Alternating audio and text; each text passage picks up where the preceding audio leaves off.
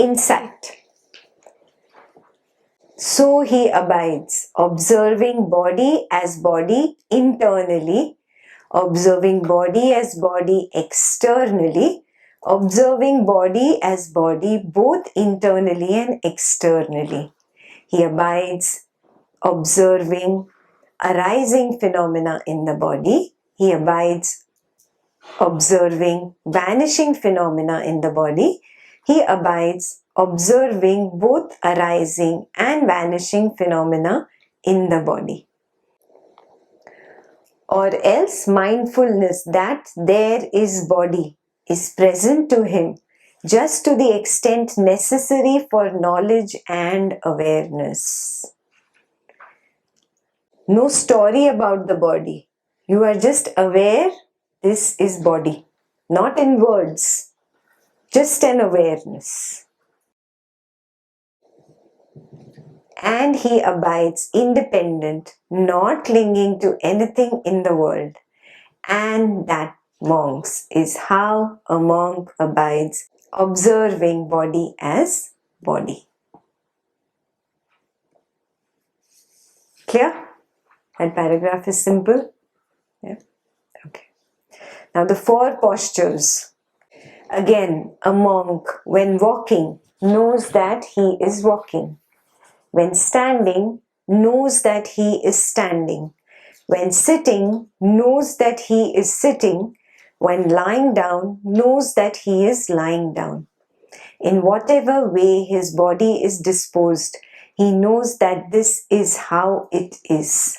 So he abides, observing body as body internally, externally, and both internally and externally. ...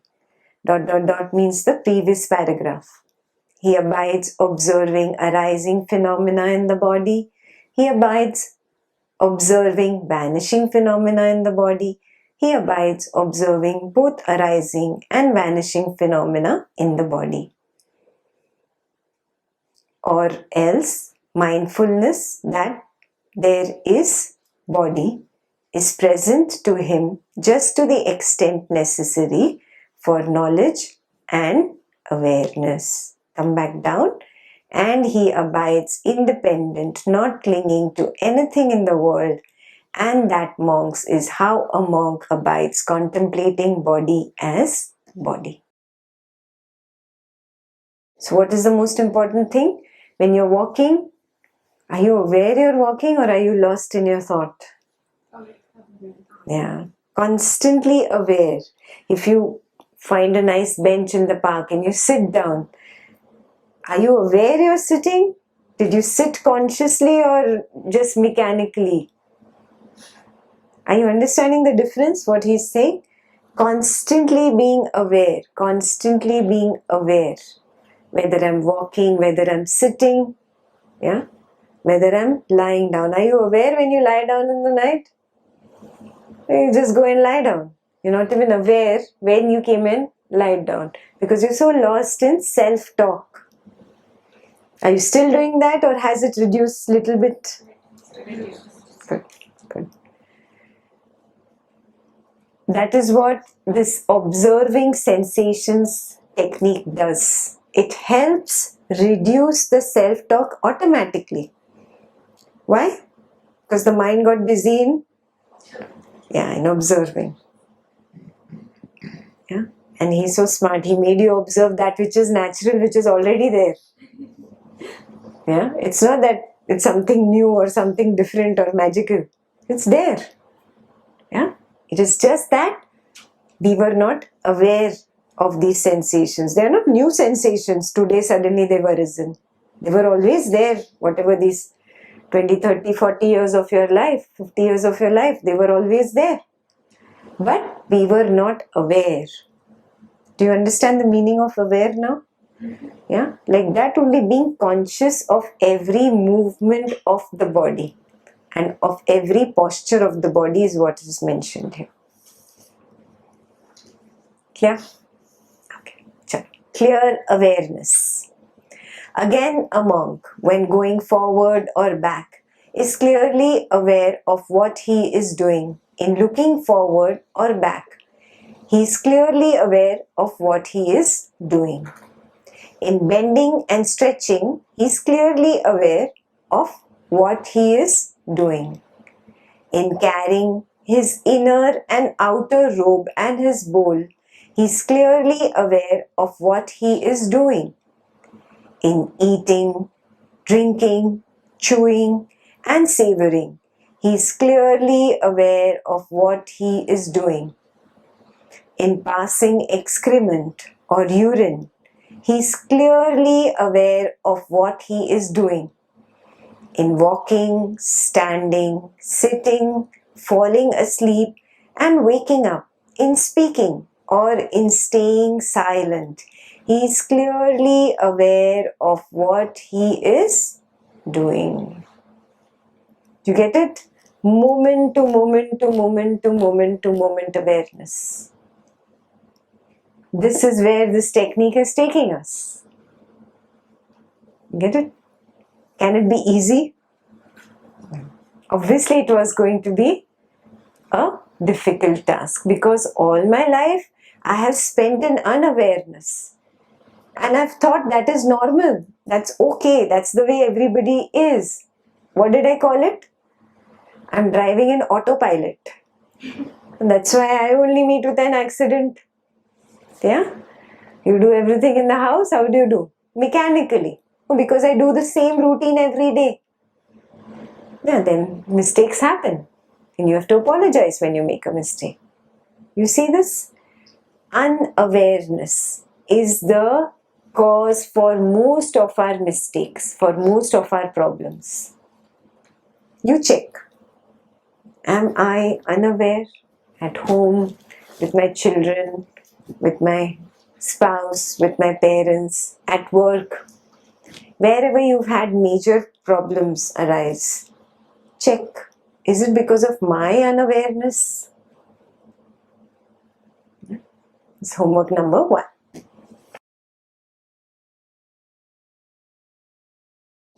Again, the same paragraph is repeated. So he abides, observing body as body, internally, externally, and both internally and externally.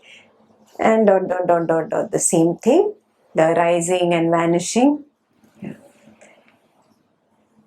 And he abides, independent, not clinging to anything in the world. And that, monks, is how a monk abides, observing body as body.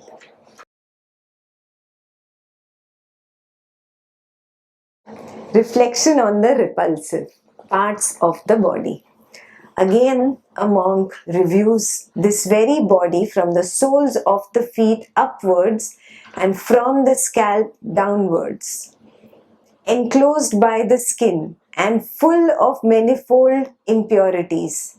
In this body there are head hairs, body hairs, nails, teeth, skin, flesh, sinews, bones, bone marrow, kidneys, heart, liver, pleura, spleen, lungs, mesentery, bowels, stomach, excrement, bile, phlegm, pus, blood, sweat, fat, tears, tallow, saliva, snot, synovic fluid, urine. Just as if there were a bag open at both ends, full of various kinds of grain, such as hill rice, paddy, green gram, kidney beans, sesame, husked rice, and a man with good eyesight were to open the bag and examine them, saying, "This is hill rice, this is paddy, this is green gram, these are kidney beans, this is sesame, this is husked rice." So too, a monk reviews this very body. And the same first paragraph is repeated. You don't have to label everything, but recognize that which I call beautiful is only skin deep beautiful. Under that, what is there? Is it beautiful? It's ugly. And really, skin is beautiful? Scrape it with a razor and see how beautiful is your skin. Yeah, it's only apparently beautiful. Yeah, that is the truth of the body. When you really see the truth like this, then you don't get lost in sexual lust. You don't get lost into pornography and the wrong sexual conduct. All these things don't arise because now you can see things as they are. But do we look at things as they are? No, we want to cover it up. This is dirty. Don't show me this. Just show me the beautiful part. But does reality change? It doesn't. One day what happens to your very beautiful skin? Wrinkles come out. And then can you accept it? You cannot. Why? Because all your life you held on to what? Only the surface, the pleasant, and all the truth which seemed unpleasant to me, that I don't want. Who created the dukkha of old age then? I. Because in the past I have refused to look at reality as it is. This is reality. Yeah. And how do we cover it up? Oh, I'm looking at the optimistic part. I'm not looking at the pessimistic part. Fake. Big lie. You're fooling yourself. Recognize that you're fooling yourself. Look at both as they are. How difficult is it? This is the truth. Period. It ends there. But what do? We suppress the unpleasant part of the truth and only look at the pleasant part of the truth. What does this create? Moha. Moha, delusion. I don't see reality as it is because of this. Is it clear? Now you see why people ran away from Buddha's teachings. Not because Buddha was pessimistic. Buddha was showing you the mirror. And you didn't like the mirror. You said, no, put a picture on top of it. So that I look like Kareena Kapoor or I look like Shah Rukh Khan. But that's not the truth. Look at the mirror. Remove this picture that you have put on top of it. Look at the truth. The people didn't want to look at the truth. Those are the people who said, no, Buddha is very pessimistic and ran away. Understood? Yeah? This simple guy is just telling you what is the truth. Yeah? You don't have to become negative and just see the negative part now. Now that is being pessimist. Yeah? If you tip over only to the negative part. He's saying both is there. See it as it is. Clear? Yeah. So now when you are doing your Satipatthana, you don't have to do, oh, there is brain inside, there is blood, there is phlegm. You don't have to do that. Yeah. This was just a small process designed for those people who were lost too much in sexual lust. Yeah. There were a lot of monks who had sexual lust even after committing to celibacy and becoming, celibate and dropping the material world. So to help them, Buddha gave certain paragraphs and they were inserted into it, but that does not mean it's a part of everybody's technique. It is specially meant for somebody who has come up with this sexual lust and just cannot get out of that and cannot meditate, cannot focus on his object of meditation. So what does this mean for us? When you observe that you are lost in sexual lust, come here. This is the paragraph for you to read. And really do your Satipatthana that day with this understanding. What is this body that I am craving for? Look at the truth. Yeah? And if that doesn't work, he'll give you more. We'll go ahead now. He'll give you more.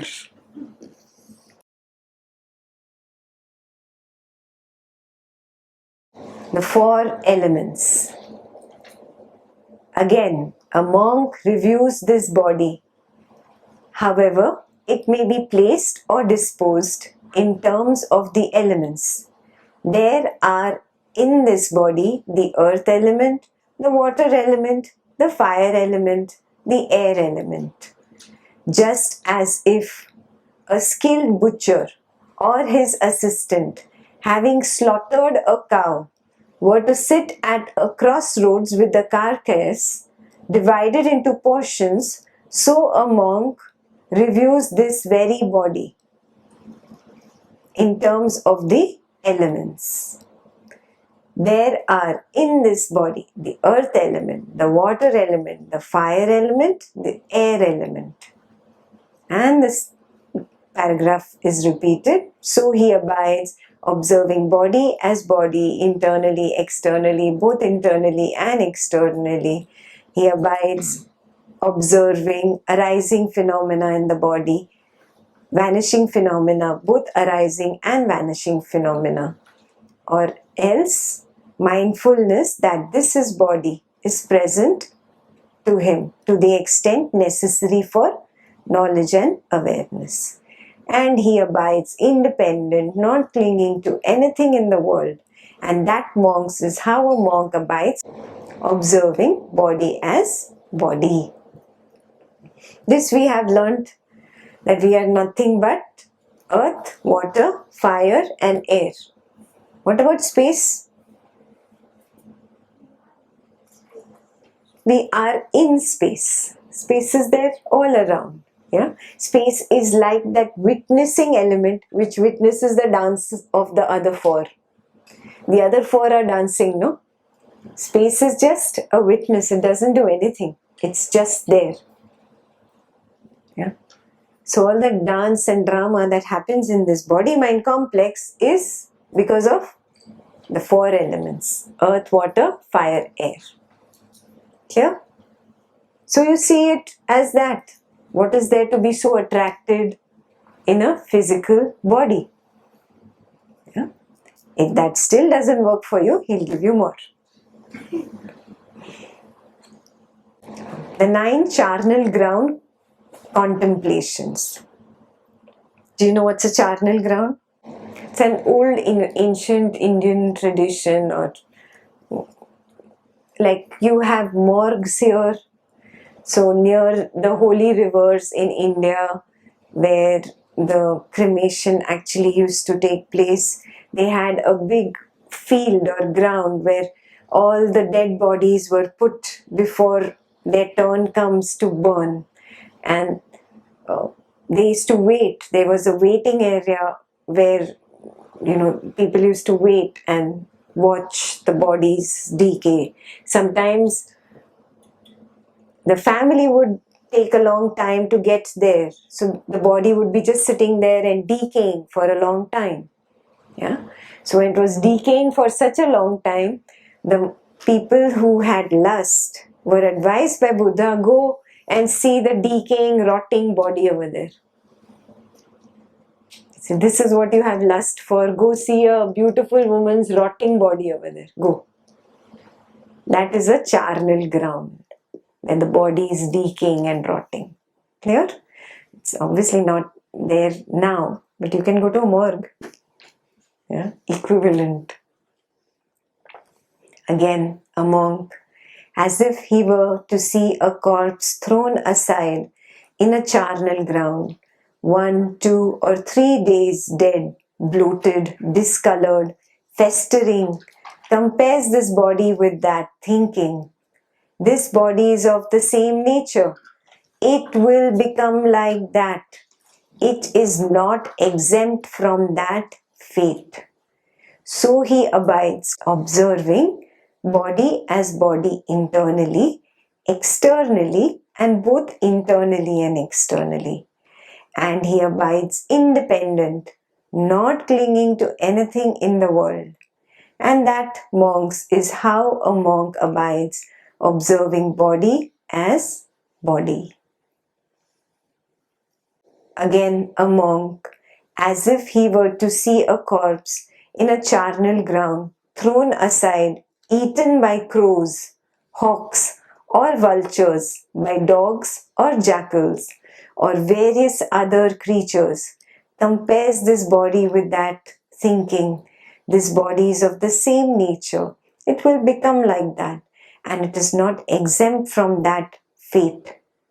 Again, a monk, as if he were to see a corpse in a charnel ground, thrown aside, a skeleton with flesh and blood, connected by sinews, a fleshless skeleton smeared with blood, connected by sinews, a skeleton detached from the flesh and blood, connected by sinews, randomly connected bones, scattered in all directions, a hand bone, a foot bone, a shin bone, a thigh bone, a hip bone, here, a spine here, a skull there, compares this body with that. You come back to the first paragraph. This body is of the same nature. It will become like that. It is not exempt from that fate. Again, a monk, as if he were to see a corpse in a charnel ground, thrown aside, the bones whitened, looking like shells, the bones piled up, a year old, the bones rotted away to a powder, compares this body with that, thinking this body is of the same nature, will become like that, is not exempt from that fate. We are so attached to this body, we think that death will come to others but not to me. There's something in me that does not want to accept it only, but it is the truth. And the longer I suppress this truth, the more I'm going to suffer. Yeah? The easier you make it for yourself by accepting that body is temporary. It's not permanent. You live a more fuller life, a happier life. Yeah, because you'll be in the moment. You'll not be worried about this body. Otherwise, there's constant worry what will happen to this body and this body's new bodies that came out of this body. Then you're attached, clinging on, holding. Not seeing the truth as it is. I'm not saying don't take care. Take care. But figure out when I cross the line from care to craving to clinging to obsession. Yeah? Figure out. How much do you need to survive? And see what you're doing. Yeah? Recognize. There's something for contemplation. You check. Have you gone overboard being attached to your body, or the body is produced by your body? You check.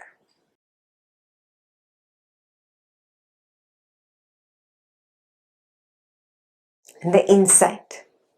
So he abides, observing body as body internally, observing body as body externally, abides observing body as body both internally and externally. He abides observing arising phenomena in the body, observing vanishing phenomena in the body.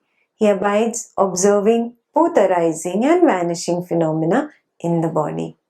Or else, mindfulness that there is body is present to him just to the extent necessary for knowledge and awareness. And he abides independent, not clinging to anything in the world. And that, monks, is how a monk abides, observing body as body. Yeah? It is arising. It is going to pass away. Homework number 2. How attached are you to your body? Have you realized it? How attached are you to that body that was produced by your body? And how attached are you to that body that produced your body? Now we go to the next one. Vedananu paschana. Yeah? Observation of feelings is Vedananu paschana. And how monks? Does a monk abide? Observing feelings as feelings. Here a monk feeling a pleasant feeling knows that he feels a pleasant feeling. Was that how you were observing? When the feeling or sensation in the body was pleasant, did you just observe it as a pleasant feeling?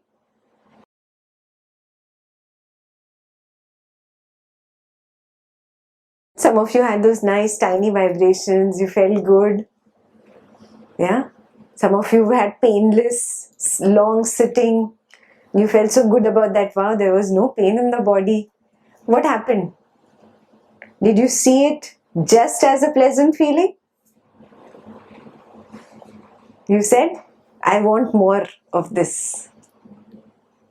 Did you notice it? It was very subtle. If you didn't say it in words to yourself, you started looking for that pleasant feeling again in the next sitting. And then you said, Arey, that morning sitting was so good. What happened in this afternoon sitting? Right or wrong? Right. Actually, we were looking for that elsewhere in the body also. Not just Arey, it happened here. It should happen here also. Yes. So this is how craving begins. One pleasant feeling comes up and you hold on to it. And then now you start craving. First only you had less cravings in your life or what? One more Satipatthana craving you have now. Added one more. Are you seeing what you're doing? Yeah, you're reacting. This is a reaction. Yeah, looking for more. Getting upset if it is not there. Wanting it here also. Wanting it in every sitting. All these are reactions. And what was the basic teaching of the technique? Not to react. Just know this is happening. Witness. Got it? So take a moment to write down if you did that. Your next sitting should be targeted at not reacting towards pleasant feeling. Now what happened when there was a painful feeling? Feeling a painful feeling, he knows that he feels a painful feeling. Did you do that? No. You said, when will this go away? Why is this not going? Maybe I should stand up. And you stood up. What happened? You changed the position. From the floor, he came up on the chair. Did it go? In the next sitting, it came somewhere else, no? Meditation pain follows you if you try to escape from it.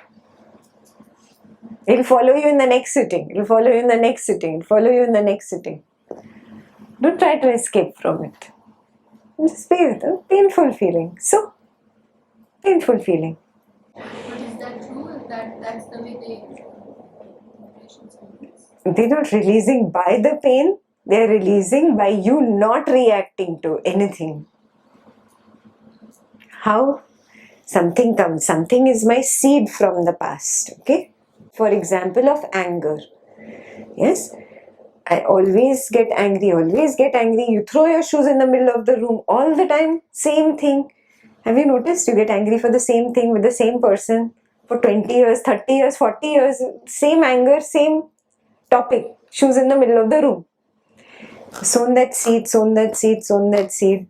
You come to a nice, wonderful silence retreat, and what is the first thought that comes up? Shoes in the middle of the room. Yeah, because you have fed that. Now, if I keep reacting with anger to the image of this person in my meditation, he is not here. He didn't even come for the retreat. But in my mind, I'm getting angry. I hope you've not thrown those shoes in the middle of the room when I'm not there. I'm feeding it more and more and more. Again, it's getting deposited. Again, it's going to come up. Again, I'll react. Again, it will get deposited. Again, it will come up. Are you seeing this? This is the reaction that is happening continuously. If I react, it gets deposited. Now, I listen to Ekta. When it comes up, I don't react. I relax and I smile. What happens to this? It's looking for my attention. Give me attention, give me attention. You're not giving it attention. What happens? It loses its power. That means it gets released. But the shoes still remain there.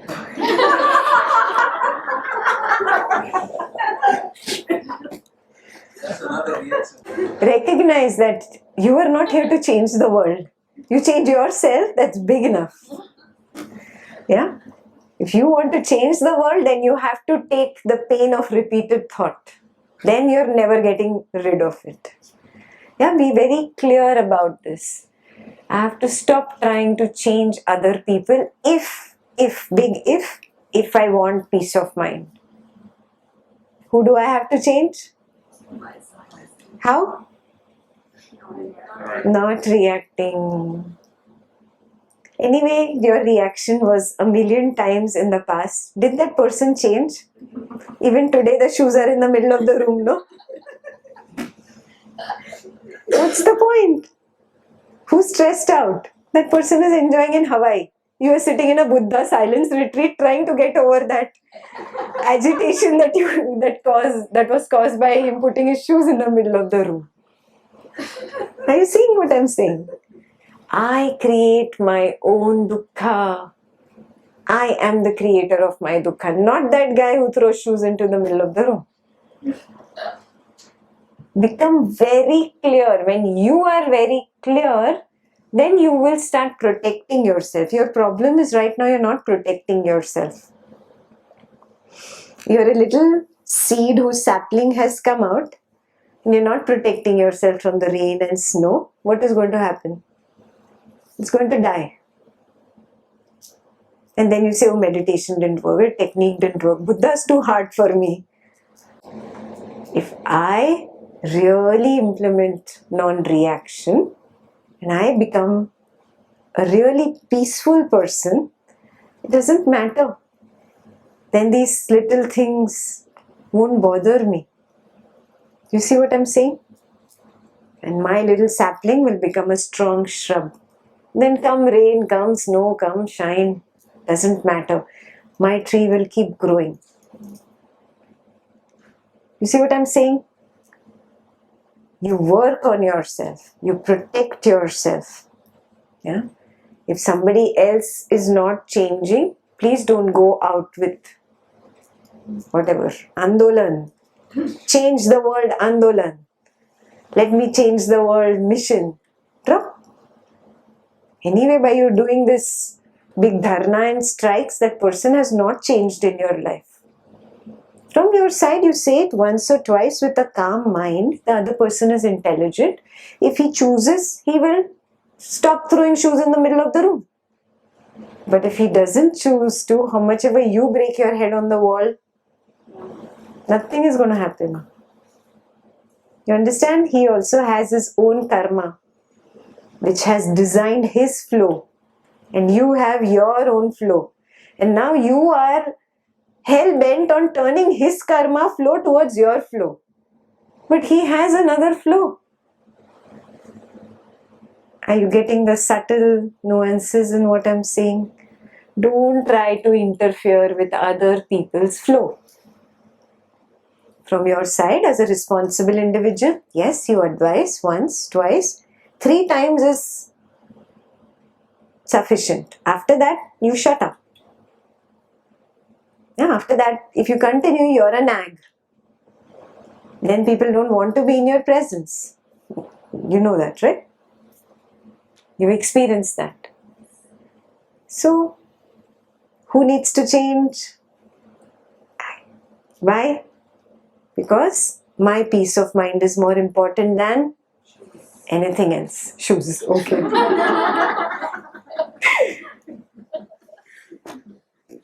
Very clear? Feeling a feeling that is neither painful nor pleasant. He knows that he feels a feeling that is neither painful nor pleasant. Sometimes the body is absolutely calm, quiet. The mind is also very calm, quiet. Even if it was just for a few seconds, when there was no pain in the body, No pain in the mind. There was no pleasure also in the body. And there was no great pleasure in the mind. It was very calm, quiet, serene lake. Must have happened only for a few seconds, but you've tasted it. You know what he's talking about? Yeah.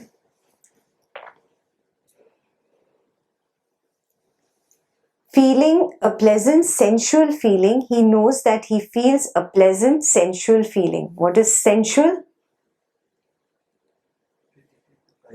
Yes, related to the 5 sense objects. Sight, sound, taste, smell and touch. Feeling a pleasant non-sensual feeling, he knows that he feels a pleasant non-sensual feeling. What is a non-sensual feeling? Didn't you feel, at least for a few seconds, while doing Satipatthana or after doing Satipatthana, an absolute peace or some joy, very, very happy joy, but what it was, it had nothing to do with any of the senses. Right? Yes? Non-sensual. It has nothing to do with any of the senses. It was not derived from any senses. Your eyes were closed. You're not touching anything, not tasting anything, not smelling anything, not hearing anything. Absolute silence. Right? And you came to a pleasurable state. You just enjoy, just happy. Yeah? Feeling a pleasant non-sensual feeling, he knows that he feels a pleasant non-sensual feeling. Feeling a painful sensual feeling, he knows that he feels a painful sensual feeling. Yeah, pain because of the 5 senses. Yeah, feeling a painful non-sensual feeling. What is a painful non-sensual feeling?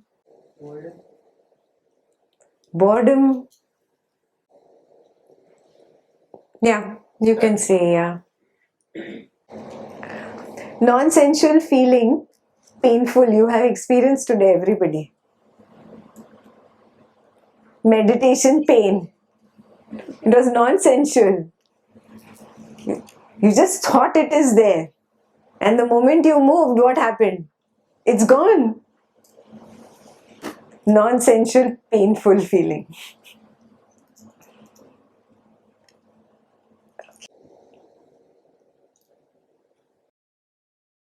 Feeling a sensual feeling that is neither painful nor pleasant.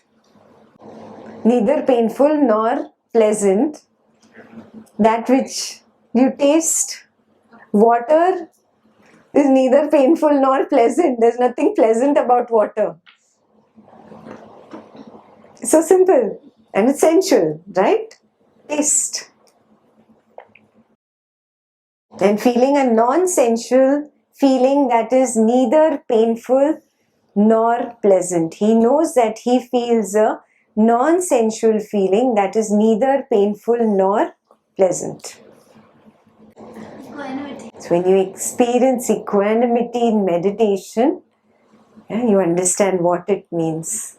Neither painful nor pleasant. Chalo, let's go to insight.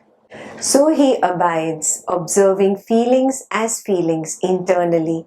He abides, observing feelings as feelings externally.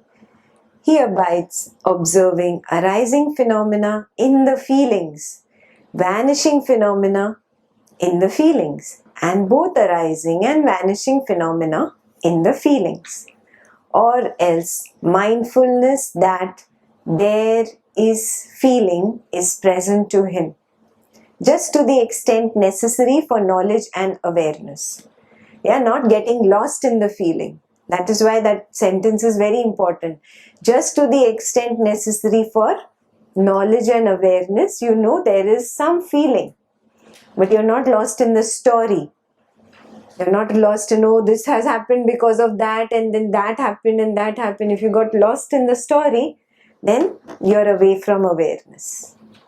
Clear? What do I do if a story comes up? Relax the meninges, smile.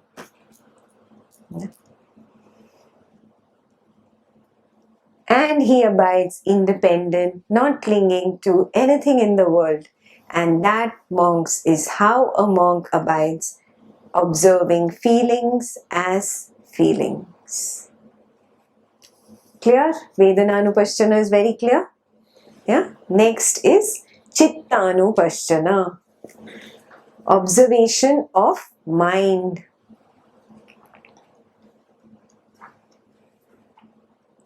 And how, monks, does the monk abide, observing mind as mind?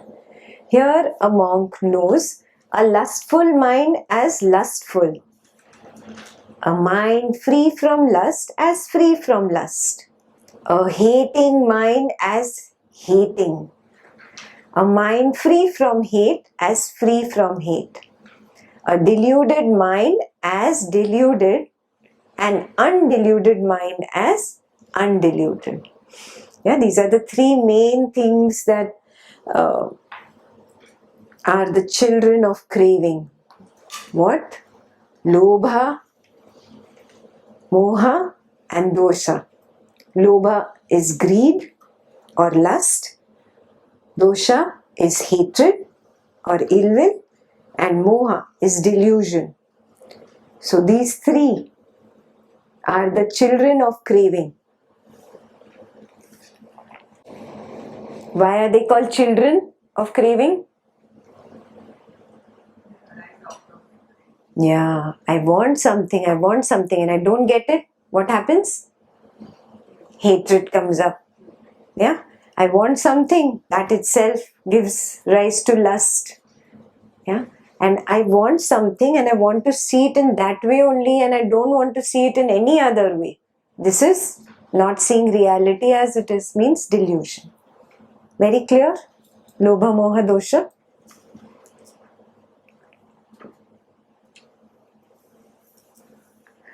Next, a contracted mind as contracted. What is the meaning of contracted? When we were very discomfort. Contracted mind is lazy, sluggish mind. Distracted mind is what? Restless. Opposite of restlessness? Sluggishness. Got it? So contracted mind is a sluggish mind, either because you're sleepy or because you're not interested or there is lack of motivation in you. Doesn't matter what is the reason. Contracted mind is a sluggish mind. Distracted mind is very restless. So in one the energy is low and the other the energy is super high. Are you getting it? It's not balanced. That is why one is contracted, the other is distracted. Understood, no?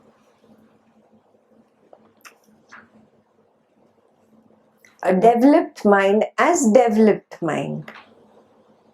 What is the meaning of developed and undeveloped? Mature in what way? Yeah. Meditation maturity, he says. That's true. Yeah. You just know it as it is. Simple. A surpassed mind as surpassed mind. Surpass what? That which has gone to the higher samadhis is called surpassed. That which has not gone to the higher samadhis is unsurpassed. Clear? A collected mind as collected mind, and uncollected mind as uncollected mind.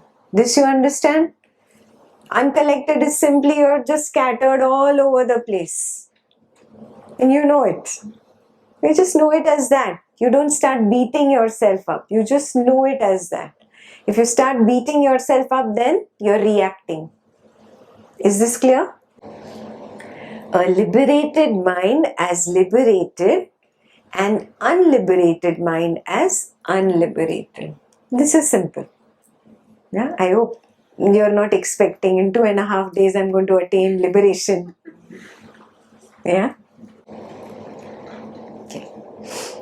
So he abides observing mind as mind internally. He abides observing mind as mind externally. He abides observing arising phenomena in the mind, vanishing phenomena in the mind, and arising and vanishing phenomena in the mind. Or else mindfulness, that there is mind, is present, just to the extent necessary for knowledge and awareness. And he abides detached, not grasping at anything in the world. And that, monks, is how a monk abides, observing mind as mind.